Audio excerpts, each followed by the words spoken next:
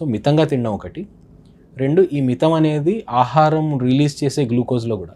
అది. So glucose is the major factor షుగర్కి. కానీ రేపు క్యాన్సర్ సెల్స్ అప్పుడు కూడా చాలామంది షుగర్ తినాలంటే భయపడుతున్నారు, క్యాన్సర్ ఏమైనా పెరుగుతుందేమో షుగర్ తింటే అని. అక్కడ షుగర్ ఎంత తింటున్నాం అనేది ఒకటి రెస్ట్రిక్ట్ చేసుకోవడము. 2 షుగర్ తొందరగా రిలీజ్ చేసే foods, high glycemic index foods కన్నా కూడా లో గ్లైసెమిక్ ఇండెక్స్ ఫుడ్స్ అంటే కొర్రలు అండ్ అదర్ మిల్లెట్స్. అవేంటంటే మీరు సేమ్ అమౌంట్ తిన్నా కూడా the rate of release of glucose, అంటే గ్లూకోజ్ తొందరగా పెరగదు, షూటప్ అవ్వదు. సో అటువంటివి తినడం. సో అవి తినడం వల్ల బేసికలీ అడ్వాంటేజ్ ఉంది అనేది మనకు సైంటిఫిక్ స్టడీస్ చెప్తున్నాయి.